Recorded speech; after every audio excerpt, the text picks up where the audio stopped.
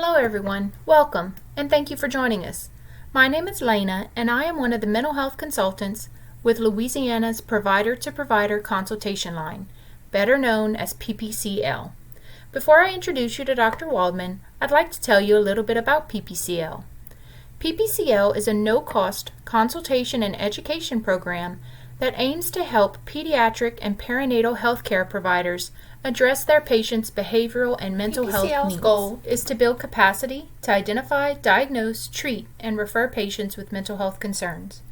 Consultation includes guidance on screening, diagnosis, treatment, and medication management. This guidance can be for a specific patient or general in nature. We also have a resource specialist available to provide real-time support to providers who are wanting to connect patients to mental health and other community supports. Lastly, we provide education and training to providers in order to build their confidence in addressing mental health issues. Not only does our program offer a variety of trainings, but we also give providers access to clinical materials and information via our website. When a provider has a question, they can call PPCL at 833-721-2881 and speak directly with someone during our regular business hours.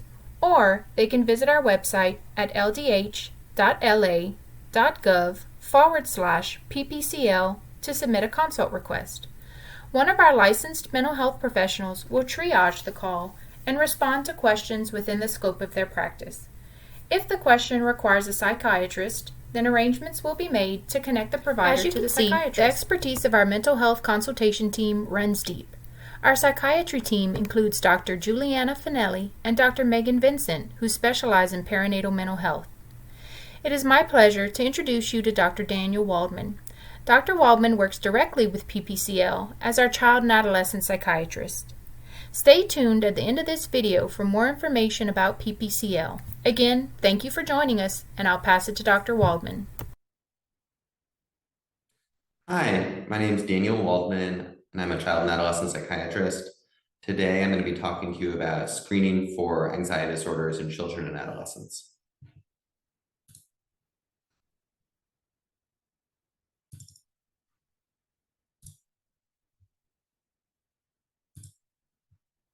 Okay, let's get started.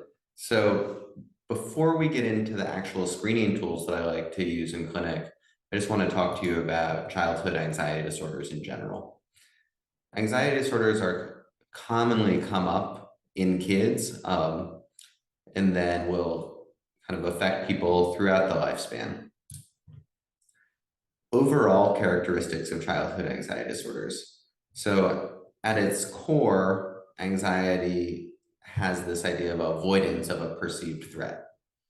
And it can also include that anticipation of threat, but children aren't always aware to articulate these things. These can be manifested through ruminations, negative thoughts, worries, and physical complaints are super common in children. It could be headaches, stomach aches, nausea and vomiting, diarrhea, muscle tension. There's kind of a holy trinity of anxiety disorders that we often think about when we think about anxiety disorders in childhood. The first one of these is separation anxiety disorder. Separation anxiety disorder is a specific worry that something bad will happen to them or their caregivers if they're apart. They may be described as being clingy or homesick. Generalized anxiety disorder, the second major anxiety disorder in childhood. These kids can be described as worriers, tense, uptight, inflexible, and perfectionistic. These kids may feel as if something bad will always happen, may have problems falling asleep at night, and sometimes have problems focusing and concentrating in school. I have a lot of patients who come to me where their parents are actually concerned about ADHD, and it turns out that they have generalized anxiety disorder. Lastly, social anxiety disorder. This is fear and worry in social interactions. It may be limited to specific settings or can be a global problem. These kids are often considered shy, highly self-conscious, slow to warm up, hesitant to talk in social settings, soft-spoken, and these kids may be avoiding eye contact. They often have physical symptoms as well, and that can be like blushing, sweating, trembling, or shaking, or feeling nauseous in social situations.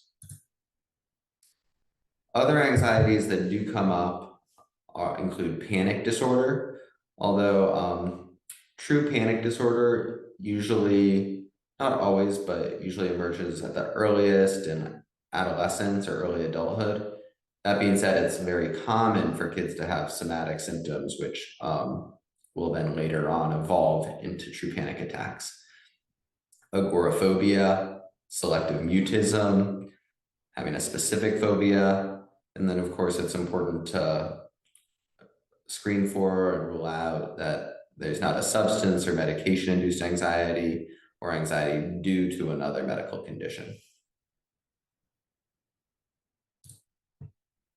So how do we screen for childhood anxiety? And our practice guidelines kind of point us to two tools that are really specific for screening for anxiety disorder. The first one is the GAD-7. The GAD-7 is really quick to administer and score, and it's already integrated into a lot of EMRs. It's really looking at the core symptoms that define generalized anxiety disorder, although a lot of these anxiety disorders are comorbid, so it could be that kids have more than one, and if you identify generalized anxiety disorder, you can then look for other anxiety disorders as well, and there's certainly an overlap in symptomatology. The GAD-7's only been validated in ages 13 and up, although sometimes clinically it can be useful for younger children. One of the reasons why I think that it's most helpful for our adolescents as opposed to our younger children, though, is it does require a little bit more insight and awareness around symptomatology. Let me just take you through the questions. So the first one is feeling nervous, anxious, or on edge, not being able to stop or control worrying. So, a lot of the younger kids that I see haven't necessarily put words to that feeling that they're experiencing. So to be able to answer this question that they can't control worrying, they might not recognize that as something happening to them, even if it is. Worrying too much about different things, trouble relaxing, being so restless, it's hard to sit still, becoming easily annoyed or irritable, feeling afraid as if something awful might happen. So that's the GAD-7.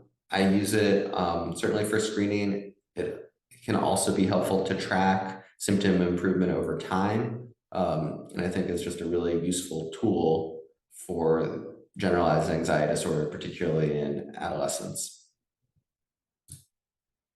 For younger children and to screen for anxiety disorders more broadly, I will use the SCARED.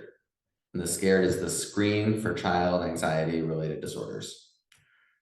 One of the things I like about the SCARED is that there's two versions of it. There's one to give the caregivers and one to give the child. That can be really helpful, sometimes because children don't have insight into the symptoms they're experiencing and they're observed by the caregiver.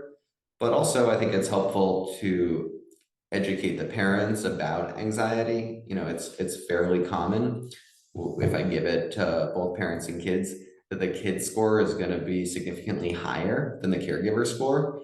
And it brings awareness to the suffering and the severity of the symptoms that the caregiver might not have even been aware of, because a lot of these symptoms are internal. This has been validated for 8 years to 18-year-olds. I think that the questions are great for the younger end of the spectrum.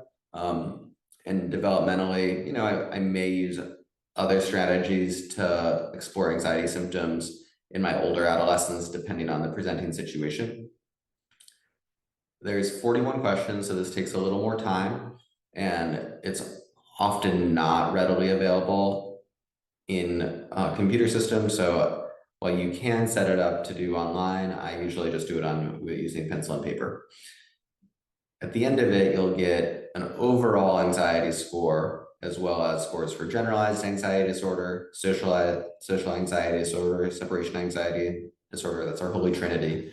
Panic disorder or significant somatic symptoms. And, again, the screening doesn't necessarily indicate that the child has true panic attacks, but it will pick up on those somatic symptoms, which may be associated with other anxiety disorders.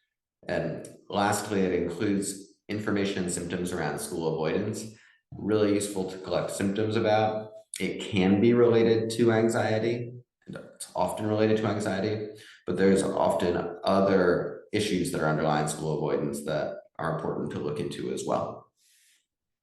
So I want to give you some examples of some of the questions that come up on the SCARED so you can kind of see the difference between the SCARED kind of questions and what the GAD-7 screens for.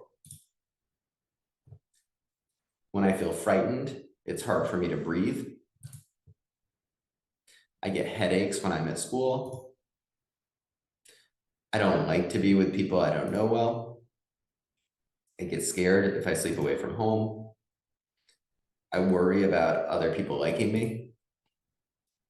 When I get frightened, I feel like passing out. I follow my mother or father wherever they go. People tell me I look nervous. So as you can see, the language and the way in which the SCARED is getting at these underlying symptoms of anxiety is developmentally, I find, more relevant and appropriate for the younger children I see. And screening with the GAD-7 might miss kids that are in fact suffering from anxiety in this age group. Thanks so much for listening today, and I look forward to talking to you guys soon. Bye.